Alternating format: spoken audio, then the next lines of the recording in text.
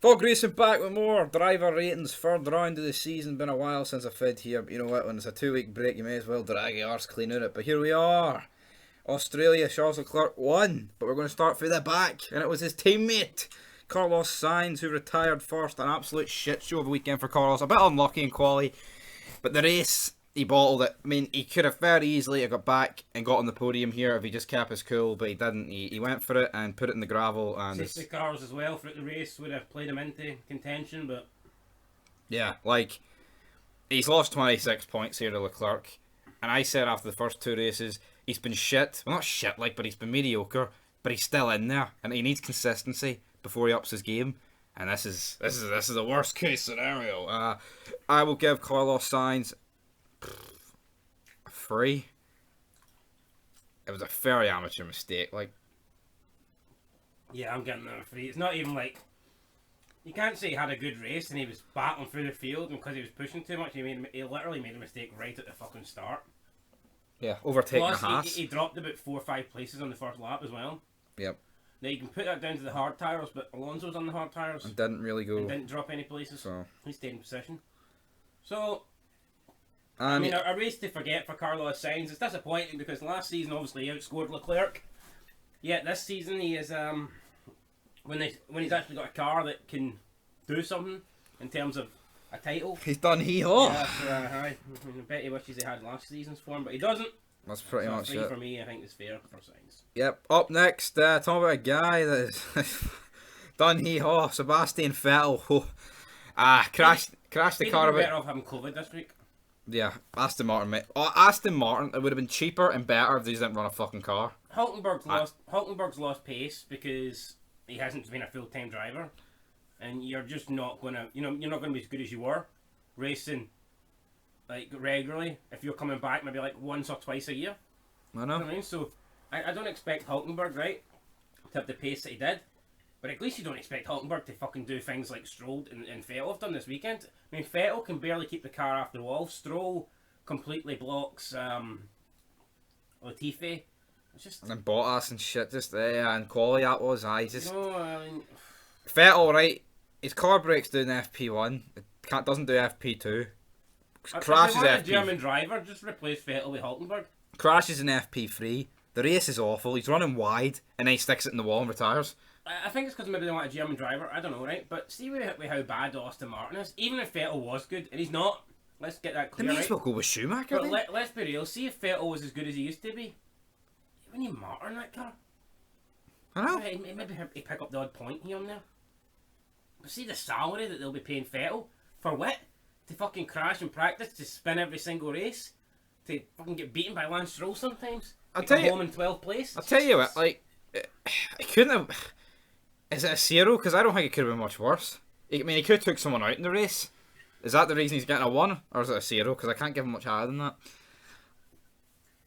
Well, qualifying, he made a mistake. Practice, he made a mistake. Plus, he had an issue as well, so he practically done nothing in practice. Qualifying, Oh, you're a big, massive crash in practice free, like, it's a Mongo. as soon as he got out. Qualifying, did he get out of Q1? No, like, he beat Latifi and Stroll because I crashed. Fuck yeah, so qualifying was a joke. And in the race, he was doing absolutely nothing. I mean, I know he's not a fan favourite, but at least I look at Stroll and I went, you know what, Stroll actually had a decent race. Oh, Held it off cars, defended for his life. Yep.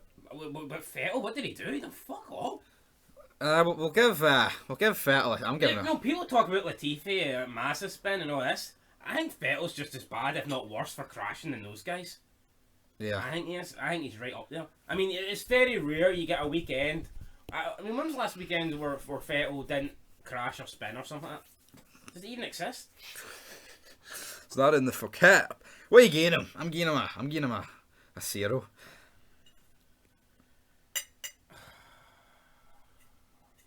Is there a case for a 1? What warrants a 1?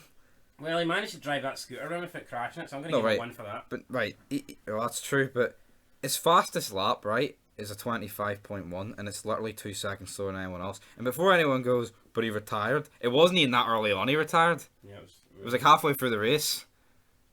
I mean, that's fucking. I'm giving him a 1. I think to get a 0, you need to like nearly kill somebody. Right, so he gets a 0.5, guys. We've wasted too long on Vettel. Next up for Verstappen, qualified second, and retired. I mean, it's a standard weekend, and it's not really his fault. I'll probably give him a 6. Nothing spectacular. I'll give him a 7. Alright, 6.5 then. Yeah, and I felt he was doing okay up until... Don't think he'd have won the race. Like, I don't think he would have challenged Leclerc, but... Yeah. I mean, he would have got second, so... That's it for Max. Next up, Alonzo. Could have been what should have been, wasn't he? Great through practice, great through quali. Looked like he could have stuck up... No, I don't think he would have stuck on pole, right? But I think he had a real chance of top 4. It would have been minimum 4 if he had beat Norris. No, I think Leclerc was just too quick for anybody. I mean, what? And he could have maybe pipped Perez or Verstappen. He could have pipped him. Perez and Verstappen were pretty close. Like, so I mean, he could have maybe got. I don't think he'd have got pole, but I think he would have at worst been 4th. And people saying, "Oh, look, Alonso making another mistake when the pressure's on." It wasn't a First of all, he mistake. didn't make a mistake. It was an issue. And what mistakes has Alonso made? It's fucking Maldonado batting on, he crashing, fucking wiping out half the grid in Belgium. Was that an Alonso mistake? Is Kimi hitting him going into turn 1 in Japan an Alonso mistake? Nope. Is Vettel fucking causing a crash with 3 other drivers and him being the only one to carry on even though he took the biggest shunt? Is that amount of luck Alonso's mistake? God damn, we got a bit of Vettel hate. It's the 3 fucking shit teams that couldn't do nothing against Vettel, and Schumacher coming out and saying that I let Vettel through because And both Toro Rossos. and Schumacher And Mark saying, Webber. and Schumacher saying that he's it's the new generation, it's his turn or something like that, and Schumacher admitting that he didn't even defend his position. I mean, is that Alonso's fault? No, I'll tell you what, right? See the bromance between Mick Schumacher and Sebastian? It's borderline gay. Isn't it? Have you seen it? I wouldn't even be surprised if Mick Schumacher is he, him, her in his fucking bio. Anyway, moving on. He probably does, right? Alonso, he got shafted in the race. Safety car didn't help him. I'm giving him a 9, right? I think Alonso was fucking fucking... 9. He was on the pace, like, but I mean, the race didn't. Hold on, he was in 4th? I was going to give him like an 8 or a 7. I'll give him an 8. Hold on. He did get shafted, but I think He was borderline first row on quali in that Alpine. yeah, he was. I think he would have finished for both Mercedes if qualifying went right. Right, well, you're getting them a Really, I'm really interested to see, guys, if Alpine can keep this up, because I want them to keep it up. They legit look like they're. It's weird. I don't know. Mercedes look clear third in Bahrain, and then in Saudi they were nowhere, and in here they were kind of like. McLaren came out of nowhere. So what are you going to Alonso? I'll give him an 8, so an 8.5. Alright. Anyone who says Alonso's the most overrated driver in F1, I don't think they know what they're talking about. Yeah. Next up, Nicholas Latifi. Crashed nowhere in quali. Well, because he crashed. Did he crash in practice? He probably did. The guy's... He did crash in practice, didn't he? I think he crashed in practice. He smashed into... Stroll. Or he took it by Stroll. Or... And then he was nowhere. He finished last in the race. I can't remember. Who was the one that hit into the other one? Who was the one that closed the gap? Was it Stroll that closed the... Yeah, Latifi. The thing is, right, he let Stroll through. And then 2 seconds later he goes... So, I mean, I'm not defending Stroll, but from Stroll's standpoint, you could kind of maybe not expect him to come up the inside of you. Yeah, it's a racing... I'd say it's more of a racing. It's a fucking autistic misunderstanding. Because, like, I mean, Stroll must be thinking, hold on, well, he's just let me through, so he's not going to repass me here, is he? Well... But yeah, it was... I mean, Latifi... It wasn't quite Saudi Arabia, but fuck, it wasn't... I say it wasn't quite Saudi... He didn't crash in the race. I'll give him a 2. Actually, no, fuck it. I'm giving him a 1. Albon got fucking points, and this guy's sitting down here. I'll give him a 2. 1.5. Next up, Shinoda. 15th. Fucking nowhere. This guy's just not got pace. I mean, qualifies 13th, right? And then you get 3 drivers, Alonso, Max, and Sainz, who all retire. Well, Alonso didn't retire, but he may as well have. And he finishes 2 positions lower. Awful. I'm giving this guy a 2. Fucking nowhere. I'll give him a 3, but I don't think the guy's good enough for F1. Fair enough. Magnussen, qualified 16th, finished 14th. Easily his worst weekend of the season. I know it's only been 3. Beat by Mick comfortably. Well, maybe not comfortably, but beat by him comprehensively, I feel like, over the weekend. But again, was a victim of the hard tyre strategy, so you could look at that. But I'll give K-Mag a 4. 4 fair for me, I think it was. Yeah. Mick Schumacher up next. Qualified 15th, finished 13th. he was in that battle for the points towards the end, but didn't really materialise. I'll give Mick We'll give him Schumacher. a 6. Yeah. Probably one of his better weekends. Yep, beat his teammate who's better than him, so good night. Next up though, we've got Lance Stroll. Qualified 19th, of course, because of that crash with Latifi. Crashed in FP3 as well. It was an absolute shit show for Aston Martin. But he qualified 12th, right? And he got a penalty, I thought was a wee bit cheap, like, in the race. And then he pitted the first lap. Yeah. Well, You know, you know what? He's a bad practice, he's a bad qualifying, but I'm going to give him a 5. I think I'll give him a 4. I wouldn't give him a 5, like. he redeemed himself in the race. It was a good drive, like, but it was alright. Next up, Ganu Zhou. Qualified 14th. Finished 11th. Just got... there, really, a 5. He just get beat by Albon. But I tell you what, right? This guy's just come in and he's doing better than a lot of these guys who are experienced and like, I mean, look at Vettel. I haven't seen a mistake from Shu yet. No, so can't he complain with him? Next up though, What do you give him? 5? yeah, 5, standard 5. Next up though, Alexander Albon started P20, finished P10. Quality strategy. I will give Alexander Albon. I'm going to give him an 8. Fuck it. I was gonna give him a 9. Like, I thought it was a really good drive. A 9? Well, you give him a 9. That's alright. Then you have to give him the same as me. 8.5. That's an 8.5, but I just feel like a car that I think is the slowest. And like when that safety car came out and he was sitting in 9th, and all the McLarens and like Alonzo and all behind him, you're like, right, Well, he's got no chance, and he before fucking this held race, on to it. We spoke about how long do you think it'll be between Williams and Aston Martin? Get a point. You said Aston Martin would get a point before Williams did. Bit of a scud there, you know? Oh, aye. Well, I tell you what, they're odd pish. But Albon's in there. Next up though, we've got Pierre Gasly, qualified 11th, finished 9th. I mean, Could you make a case for putting Albon in the Toro Rosso next season? you could, like, but I mean, why would you?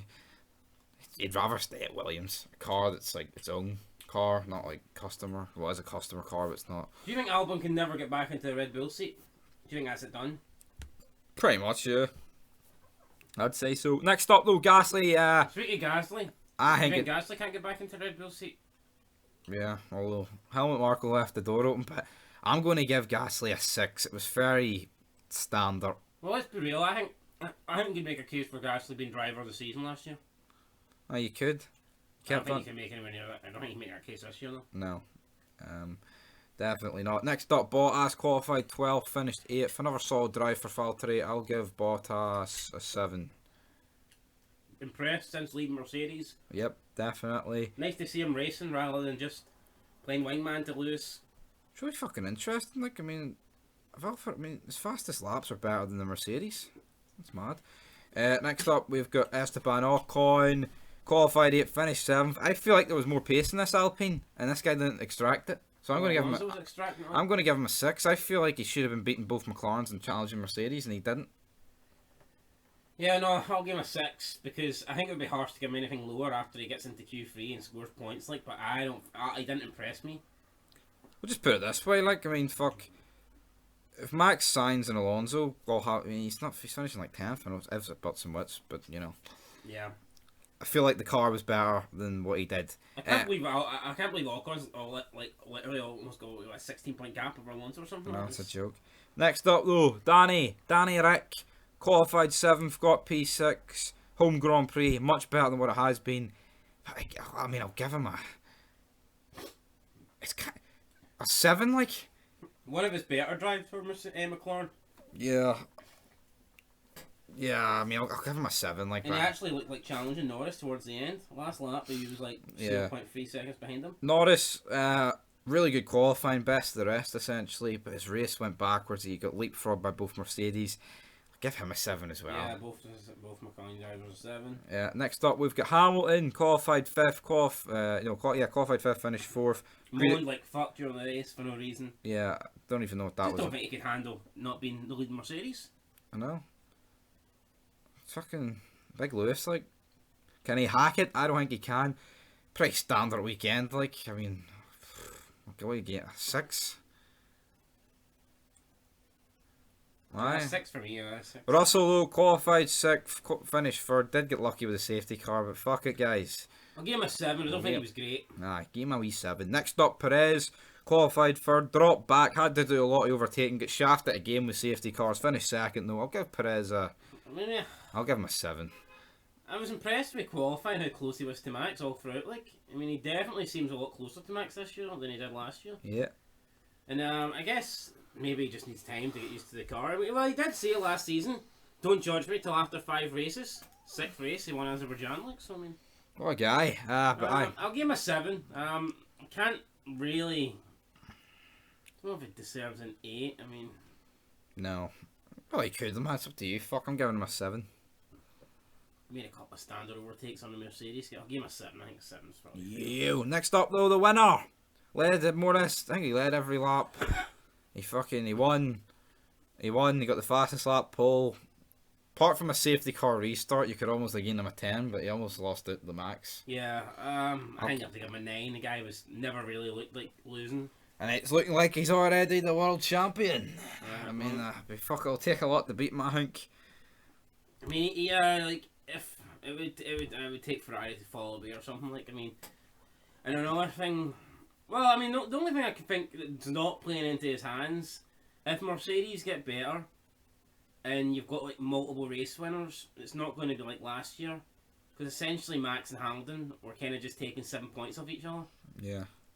You know, because whoever finished there will be a bigger second. Point deficit Whereas, each race. I mean, towards the mid part of the season, if the Mercedes improve, for example, you could get Max win races, and then you might have like both Mercedes and Perez, and then Leclerc. So you know, I mean, you could be gaining 15 points per race. No, but everyone's hanging on to this thing, guys. Are Mercedes going to improve? I don't see why. I mean, it's no, they could improve, but the gap is big.